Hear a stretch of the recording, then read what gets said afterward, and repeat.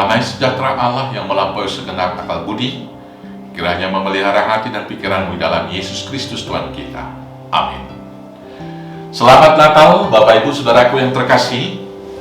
Terimalah berita Natal, yaitu dari Lukas 2 ayat 1 sampai dengan ayat 7, demikian firman Tuhan. Kelahiran Yesus. Pada waktu itu, Kaisar Agustus mengeluarkan suatu perintah, menyuruh mendaftarkan semua orang di seluruh dunia. Inilah pendaftaran yang pertama kali diadakan sewaktu Kirenius menjadi wali negeri di Syria. Maka pergilah semua orang mendaftarkan diri masing-masing di kotanya sendiri. Demikian juga Yusuf pergi dari kota Nazaret di Galilea ke Judea, ke kota Daud yang bernama Bethlehem, karena ia berasal dari keluarga dan keturunan Daud, supaya didaftarkan bersama-sama dengan Maria tunangannya yang sedang mengandung. Ketika mereka di situ, tibalah waktunya bagi Maria untuk bersalin, dan ia melahirkan seorang anak laki-laki, anaknya yang sulung.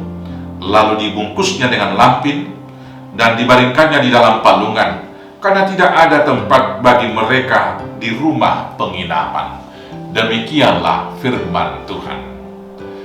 Saudara-saudaraku yang terkasih dalam Yesus Kristus, Natal itu adalah sukacita bagi kita semua umat percaya. Maka karena itulah kita pestakan dengan begitu meriah di seluruh dunia. Natal itu menjadi sukacita karena yang pertama, kita mendapat kebebasan, kelepasan dari dosa-dosa kita. Allah mengampuni kita sehingga kita diperdamaikan dengan Tuhan. Dan dengan perdamaian dengan Tuhan, kita diharapkan mampu berdamai dengan sesama. Natal itu menjadi sukacita karena Allah datang ke bumi. Allah merendahkan diri dan dia lahir di kandang domba. Sama seperti manusia, dia ikut kemudian merasakan kehidupan dan penderitaan kita.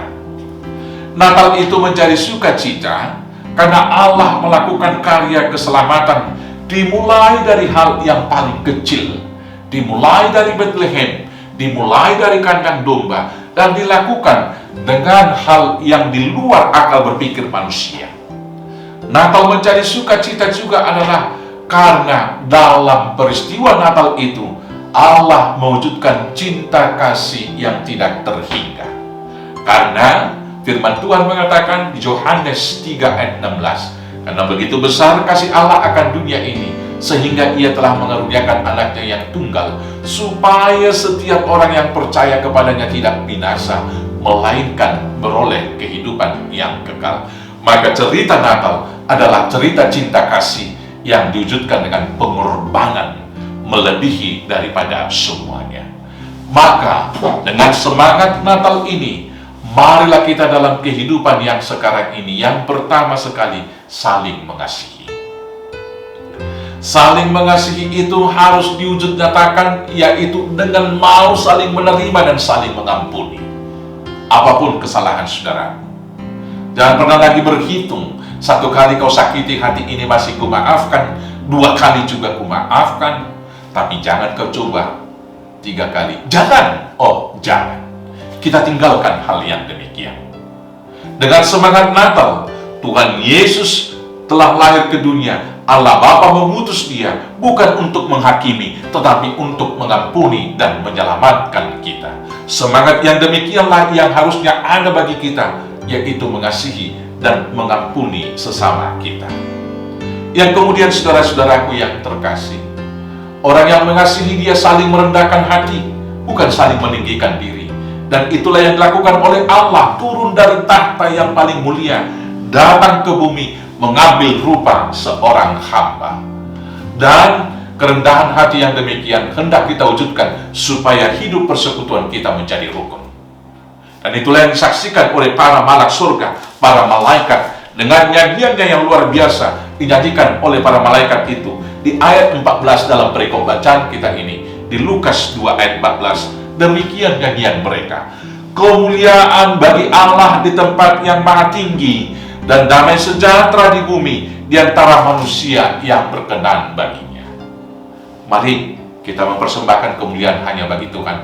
Jangan pernah mencari kemuliaan diri sendiri. Ketika ada seseorang mencari kemuliaan diri sendiri, atau dengan kalimat lain meninggikan diri di tengah satu persekutuan, saat itulah perpecahan, perselisihan dimulai. Tetapi ketika masing-masing anggota persekutuan merendahkan diri dan memuliakan Tuhan, di sanalah diam damai sejahtera, kerukunan, dan sukacita karena Roh Kudus. Dan itulah kerajaan Allah. Saudaraku yang terkasih, dengan semangat Natal yang berikut, mari kita berkorban sebagai bukti cinta kasih kita. Karena begitu besar kasih Allah akan dunia ini sehingga Dia telah memberikan anaknya yang tunggal. Artinya mengorbankan anaknya yang tunggal. Maka sekarang pertanyaannya, pengorbanan apa yang sudah kamu berikan kepada Tuhan? Apakah yang menjadi persembahan? Paulus mengatakan dalam Roma 12 ayat 1, persembahkanlah tubuhmu sebagai persembahan yang hidup, yang kudus dan yang berkenan kepada Tuhan. Itulah ibadahmu yang sejati.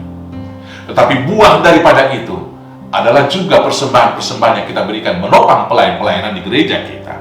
Sekarang pertanyaannya, apakah korban apa yang sudah kamu persembahkan kepada Tuhan?